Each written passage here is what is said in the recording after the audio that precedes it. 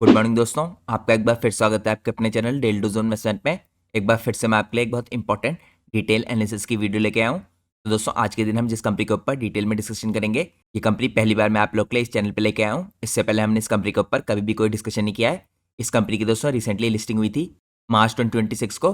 और आप सब लोग को पता है दोस्तों, कभी भी कोई नई लिस्टेड कंपनी आती है जिसके फंडामेंटल्स अच्छे होते हैं, तो हम उस कंपनी के ऊपर डिटेल में डिस्कशन करते हैं।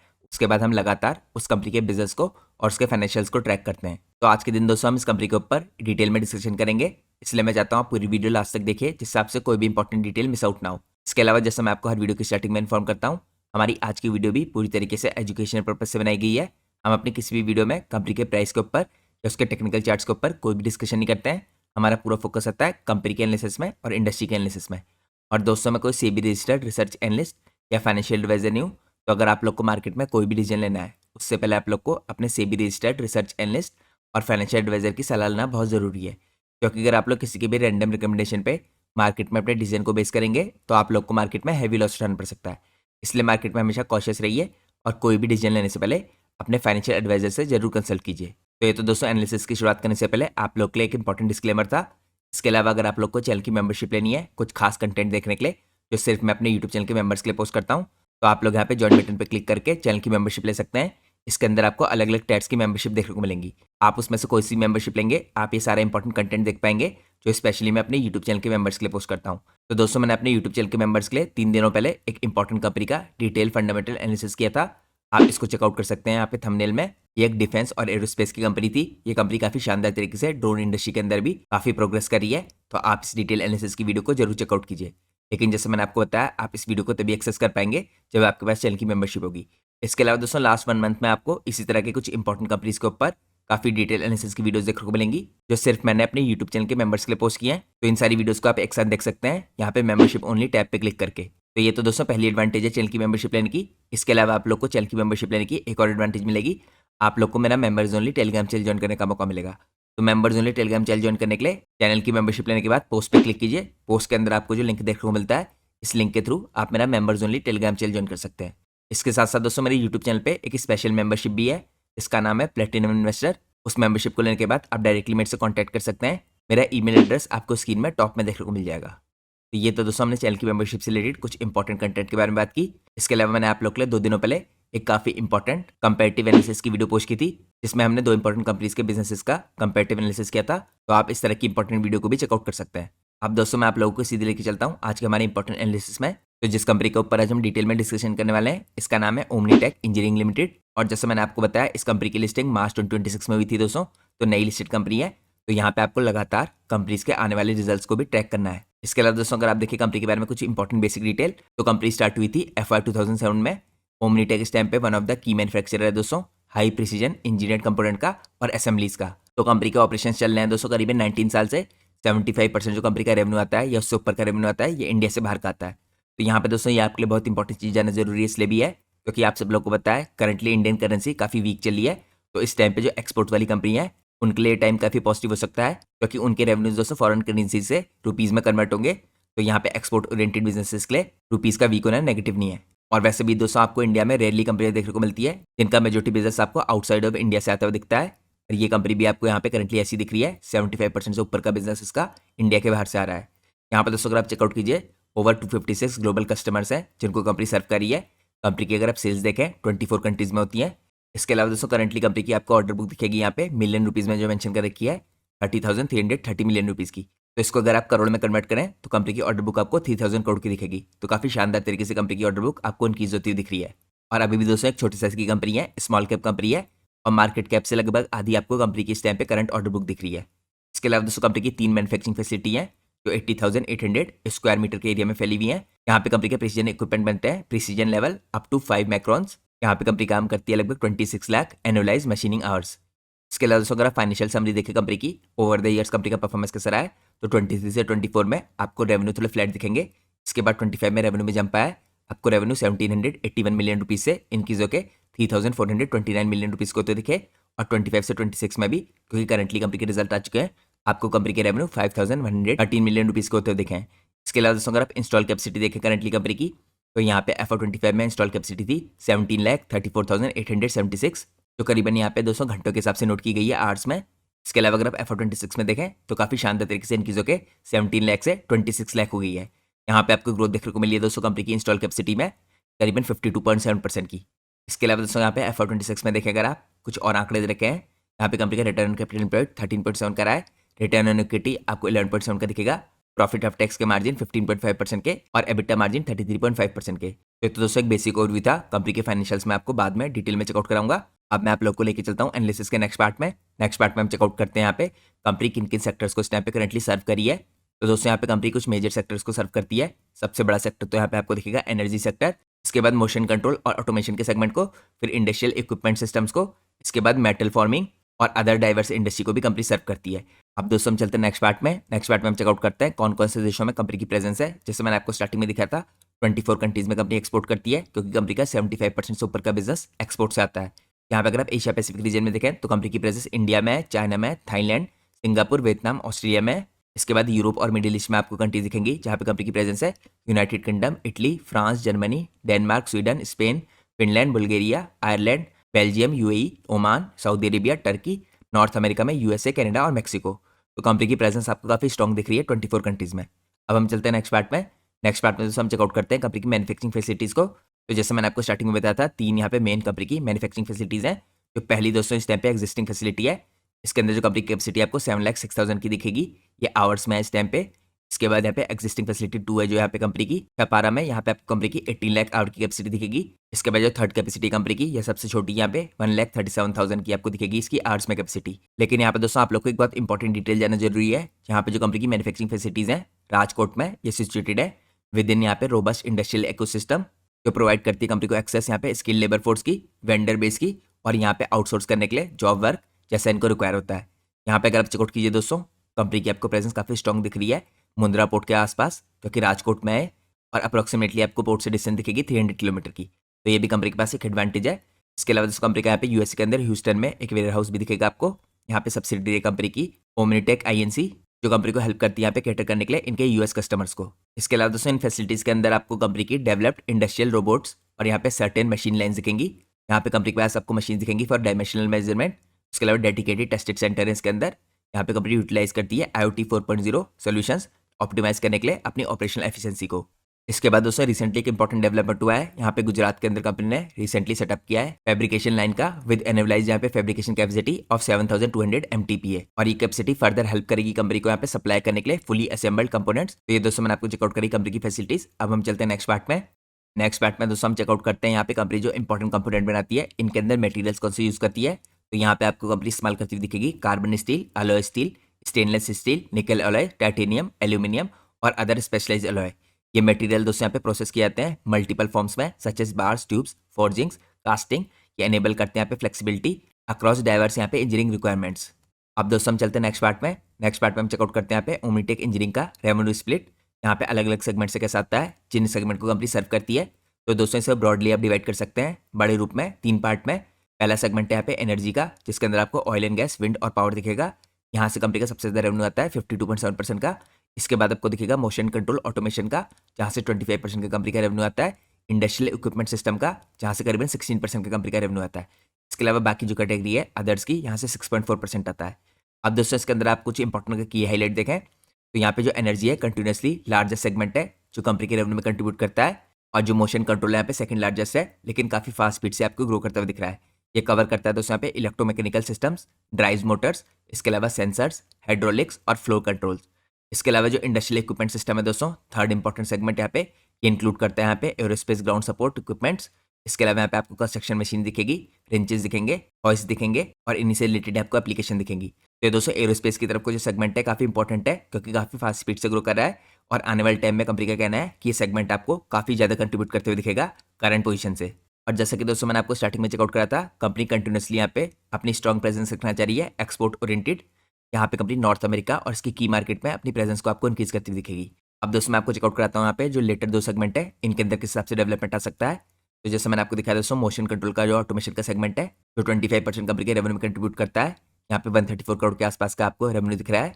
यहाँ पे इसके अंदर आपको ऑटोमेशन, मोशन कंट्रोल सिस्टम दिखेंगे, सेंसर दिखेंगे, hydraulics, electromechanical drives, robotics related components दिखेंगे।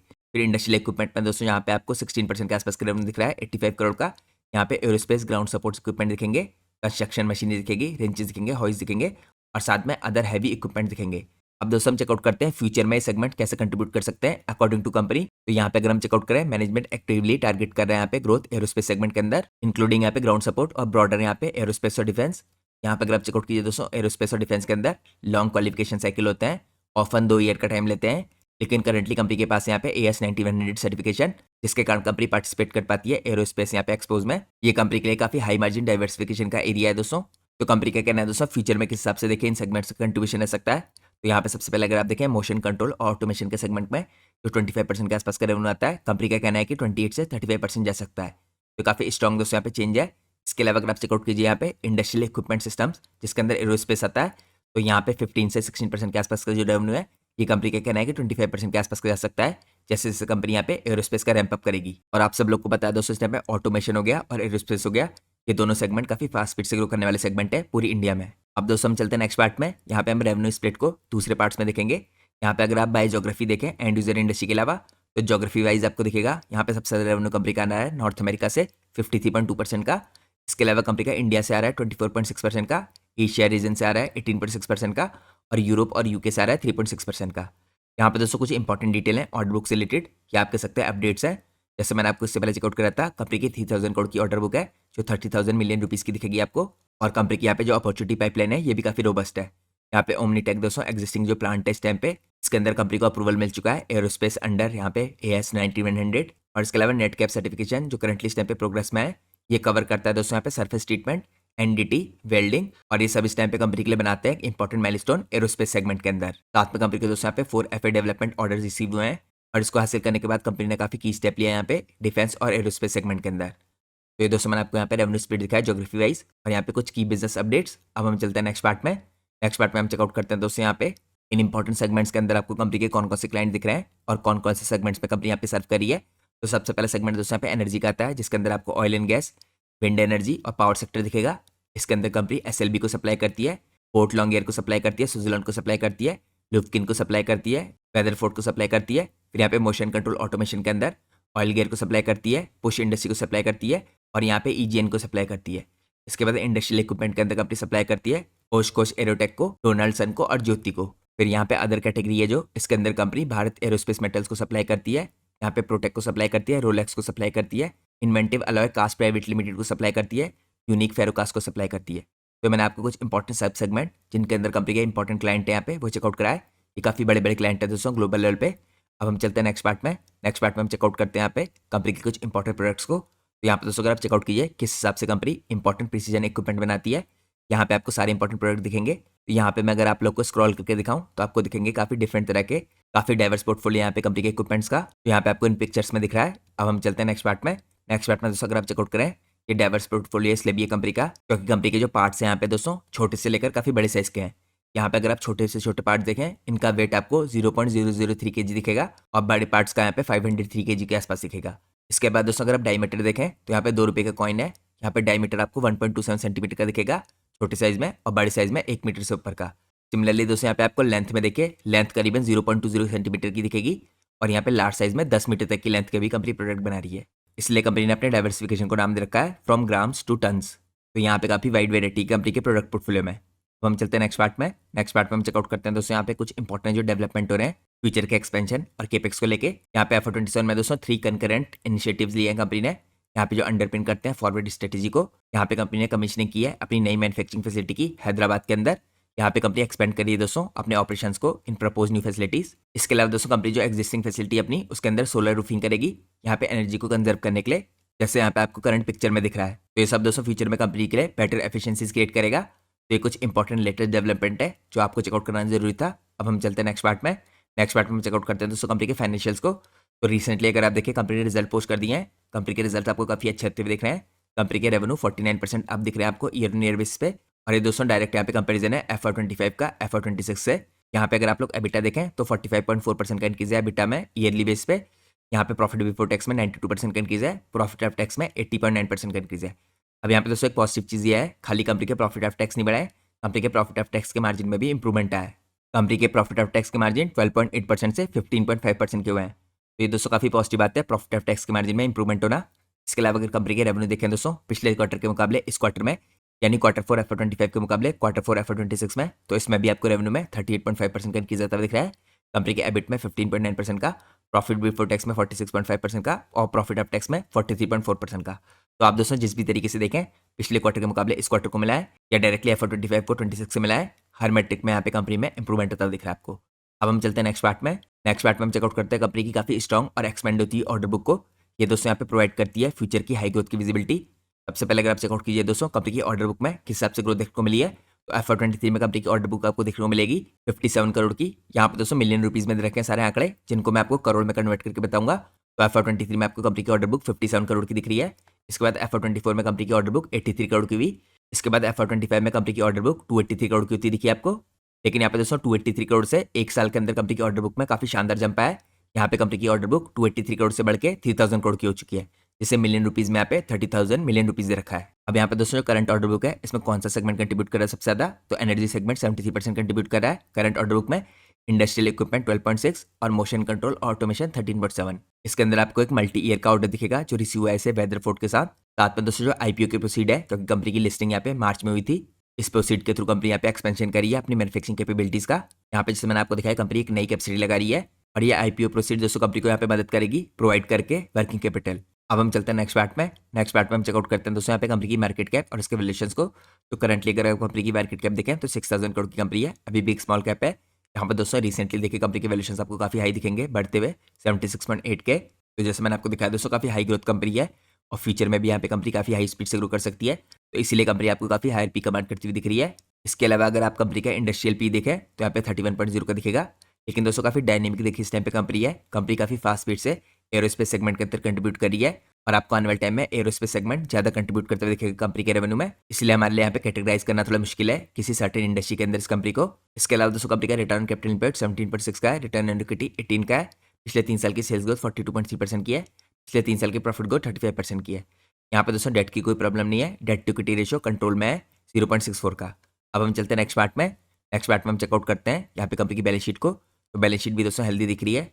यहाँ पे कंपनी के रिजर्व काफी शानदार तरीके से इनक्रीज हुए हैं। मार्च 25 में 151 करोड़ के थे, अब इनक्रीज होकर 618 करोड़ के हुए हैं। यहाँ पे थोड़ी बोरिंग बढ़ी है दोस्तों क्योंकि कंपनी एक्सपेंशन करी है। 361 करोड़ से कंपनी की बोरिंग 435 करोड़ की हुई है और इसी रीजन से यहाँ पे आपको कंपनी के लगातार फिक्स एसेट बढ़ते हुए दिख रहे हैं क्योंकि कंपनी नई फैसिलिटी लगा रही है और पुरानी फैसिलिटी के अंदर कुछ एक्सपेंशन करी है। तो यहाँ पे मार्च 25 में जो कंपनी के फिक्स एसेट 242 करोड़ के थे ये इनक्रीज होकर 340 करोड़ के हुए हैं। अब हम चलते हैं नेक्स्ट पार्ट में। नेक्स्ट पार्ट में हम चेकआउट करते हैं कंपनी के कैश फ्लो को। तो कंपनी ने दोस्तों यहाँ पे इससे पहले साल नेगेटिव कैश जनरेट किया था 69 करोड़ का, जो अब आपको यहाँ पे थोड़ा बेटर होता दिख रहा है -2 करोड़ का।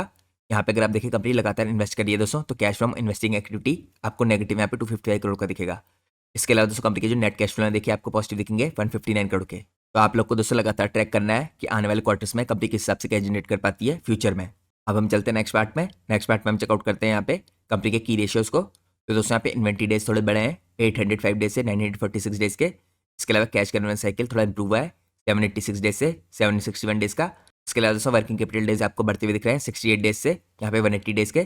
तो अब हम देखते हैं कंपनी यहाँ पे आईपीओ आने के बाद वर्किंग कैपिटल साइकिल कैसे इंप्रूव करती है। इसीलिए दोस्तों कभी भी किसी कंपनी की नई लिस्टिंग होती है तो मैं आपसे हमेशा कहता हूँ कि एक आध क्वार्टर तक आपको लगातार उनके रिजल्ट्स को ट्रैक करते रहना चाहिए, जिससे आपको पता चले यहाँ पे किस हिसाब से उनके रिजल्ट्स में इंप्रूवमेंट आता है। इसके अलावा दोस्तों यहाँ पे रिटर्न कैपिटल एम्प्लॉयड देखें कंपनी का तो 18 से 19% के आसपास मेंटेन है, जो पॉजिटिव बात है। अब हम चलते हैं नेक्स्ट पार्ट में। नेक्स्ट पार्ट में हम चेकआउट करते हैं शेयर होल्डिंग पैटर्न। तो यहाँ पर दोस्तों 6000 करोड़ की कंपनी है, फिर भी आपको FIAs और DIAs की होल्डिंग डिसेंट दिखेगी। यहाँ पे प्रमोटर की होल्डिंग तो अच्छी है देखिए 74% की, क्योंकि नई लिस्टिंग हुई है। यहाँ पे FIAs की होल्डिंग 4.26% की है, यहाँ पे DIAs की होल्डिंग 11.92% की है। DIAs के अंदर आपको मेनली निपॉन और ICICI इन्वेस्टेड दिखेंगे। इसके अलावा दोस्तों कंपनी में जो पब्लिक होल्डिंग है अभी काफ़ी कम है 9.62% की। तो मेजोरिटी यहाँ पे जो स्टॉक है आपको प्रमोटर्स के पास और FIAs और DIAs के पास दिखेगा। तो ये दोस्तों मैंने आपको चेकआउट कराया कंपनी का शेयर होल्डिंग पैटर्न। इसके अलावा हमने कंपनी के वैल्यूएशन चेकआउट किए, इसकी मार्केट कैप देखी, कंपनी की बैलेंस शीट देखी, कैश फ्लो देखे। अब हम चलते हैं एनालिसिस के लास्ट पार्ट में। यहाँ पे हम चेकआउट करते हैं कंपनी ने क्वार्टर 4 के रिजल्ट के बाद कमेंट्री कैसी दी है फ्यूचर की गाइडेंस को लेके। तो अर्निंग कॉल में दोस्तों कंपनी ने बात की मार्जिन के ऊपर, प्राइसिंग पास थ्रू के ऊपर और FY27 की ग्रोथ के ऊपर। तो सबसे पहले अगर आप देखें ग्रोथ की एक्सपेक्टेशन, तो कंपनी के जो CFO हैं दोस्तों इनके मुताबिक यहाँ पे जो हिस्टोरिकल ग्रोथ रही है बिटवीन 30 to 35% की, कंपनी इसी ग्रोथ को मेंटेन करेगी। यहाँ पे FY27 में भी मैनेजमेंट ने साथ में कह रखा है कि जो इनकी ऑर्डर बुक है काफी स्ट्रॉग है, प्लस जो कैपेसिटी आने वाली यहाँ पे फ्यूचर में जो कंपनी बना रही है ये सपोर्ट करती है यहाँ पे फ्यूचर की और स्ट्रॉन्ग ग्रोथ को। इसके अलावा दोस्तों यहाँ पे Q4 के मार्जिन जिनमें आपको हल्का सा डिप आता हुआ दिखा था, इसका रीजन कंपनी ने आपको क्या रखा है, इन्वेस्टमेंट लेड। यहाँ पे स्ट्रक्चरल कोई चेंज नहीं है, तो हमें देखना है कि आने वाले क्वार्टर में कंपनी के मार्जिन में किस हिसाब से इंप्रूवमेंट आता है। इसके अलावा दोस्तों मैनेजमेंट ने इंडिकेट किया कि Q4 के जो मार्जिन कंप्रेशन है, इसका मेन कारण यहाँ पे कॉस्ट थी जो इनकर्ड हुई थी FY27 में। ये मेनली खर्च हुआ था दोस्तों इन्वेस्टिंग के ऊपर, रिसोर्सेज के ऊपर और यहाँ पे की टैलेंट्स के ऊपर। तो Q1 FY27 से आपको यहाँ पे बेटरमेंट आता दिखेगा। इसके अलावा दोस्तों यहाँ पे गाइडेंस की टोन को लेकर मैनेजमेंट ने कह रखा है कि मार्जिन यहाँ पे सिमिलर रहेंगे हिस्टोरिकल मार्जिन के आसपास, लेकिन कंपनी ने दोस्तों यहाँ पे कोई न्यूमेरिक आंकड़े प्रोवाइड नहीं किया है। अब दोस्तों हम चेकआउट करते हैं नेक्स्ट पार्ट को, यहाँ पे प्राइसिंग पास थ्रू से रिलेटेड। तो यहाँ पे दोस्तों पास थ्रू के अंदर जो रॉ मटेरियल के प्राइस है और लॉजिस्टिक पास थ्रू है, इसको लेके यहाँ पे मैनेजमेंट ने क्या रखा है कि कंपनी क्लेम करी है पास थ्रू इस टाइम पे स्टैंडर्ड। तो यहाँ पे जो भी इंक्रीज होता है दोस्तों रॉ मटेरियल में, कंपनी इसको पास ऑन कर देती है। इसके अलावा सीजनलिटी को लेकर मैनेजमेंट का कहना है कि यहाँ पे कोई भी मीनिंगफुल सीजनलिटी दिखेगी आपको क्वार्टर बेस पे, लेकिन यहाँ पे माइनर फ्लक्चुएशन दिख सकता है यहाँ पे 5 to 10% के आसपास का। इसका कारण यहाँ पे export customer year and inventory behaviour, लेकिन यहाँ पे कोई स्ट्रॉन्ग पैटर्न नहीं है। तो ये दोस्तों मैंने आपको यहाँ पे मैनेजमेंट की गाइडेंस से रिलेटेड कुछ इंपॉर्टेंट डिटेल चेकआउट कराई, और जैसे मैंने आपको बताया मैनेजमेंट का कहना है यहाँ पे 30 से 35% की ग्रोथ से कंपनी ग्रो करेगी।